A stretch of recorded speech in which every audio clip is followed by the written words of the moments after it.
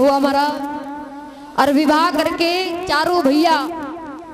चारों भाइयों का विवाह हुआ। राम लक्ष्मण भरत शत्रुघ्न इनकी पत्नियां हैं, सभी सब जानते हैं। माता जानकी जी प्रभु राम जी की पत्नी है, और मिला लक्ष्मण जी की पत्नी, और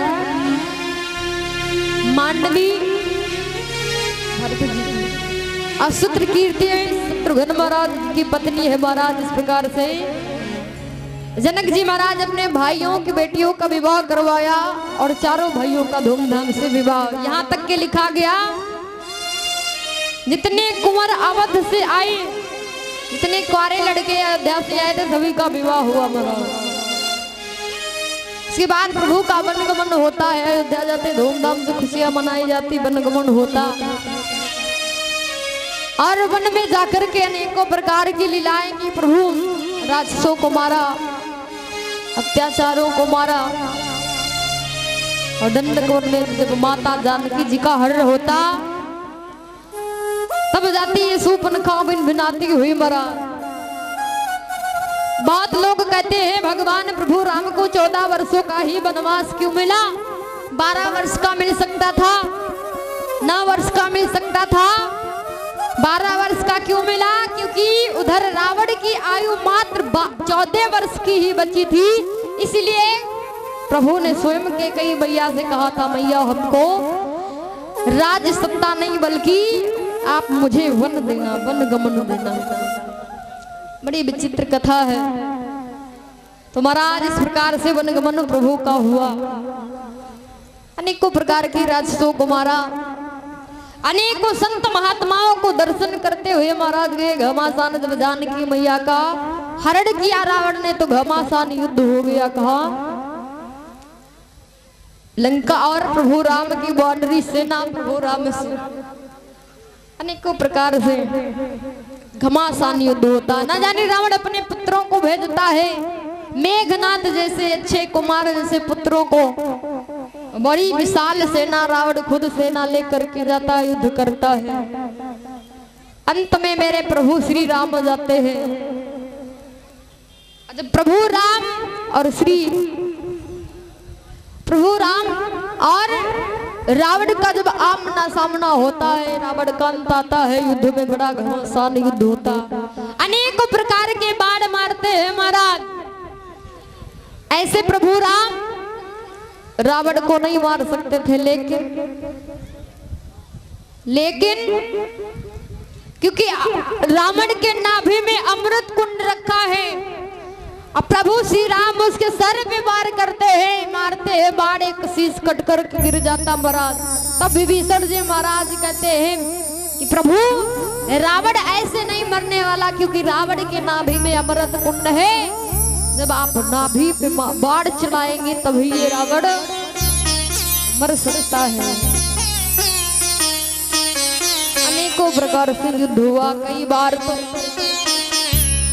मुकुट बाजूबंद सारे रावण हार के चला आता है, रथ भी छीन जाता, पैदल चला आता है, फिर युद्ध करने के लिए जाता।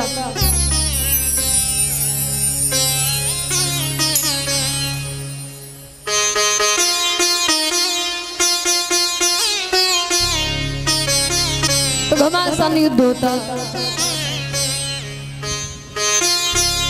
किसायक ये का नाभि करी रोसा, अपर लगे भुजा सिर करी रोसा।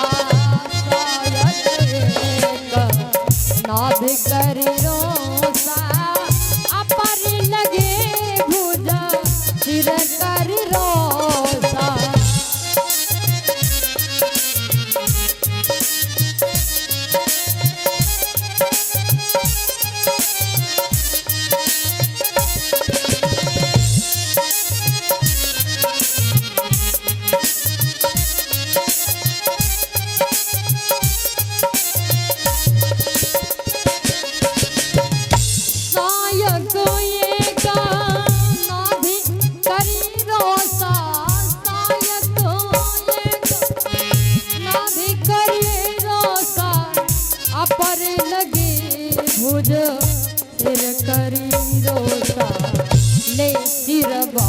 चले नर राजा ले सिर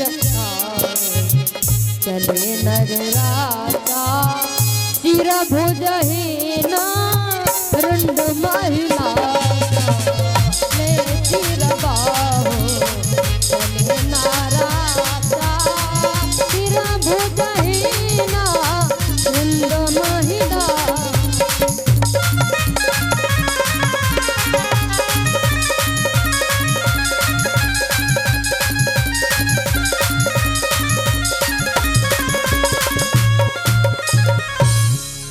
सायक ये का नाभ करी रोसा हमारा सायक एक नाभ करी सोसा एक बार जैसे प्रभु नाभि पे मारे या पर लगे भुज सिर करी रोसा ले सिर बाहु चले नारा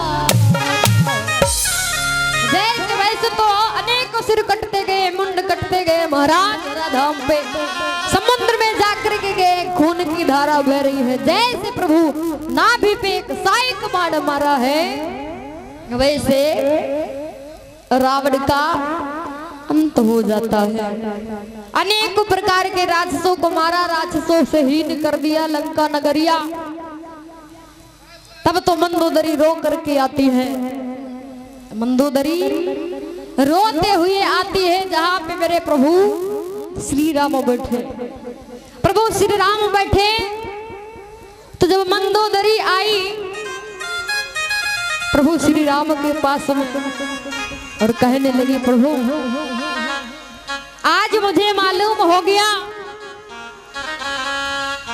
कि मेरा पति तुम्हारी पत्नी को हरण करके लाया था आपके पत्नी के ऊपर दृष्टि डाला था आपके लोग क्यों बंद ना करते हैं। आज मुझे मालूम पड़ा कि मैं सामने आई फिर भी आप नजर उठा के नहीं देखे।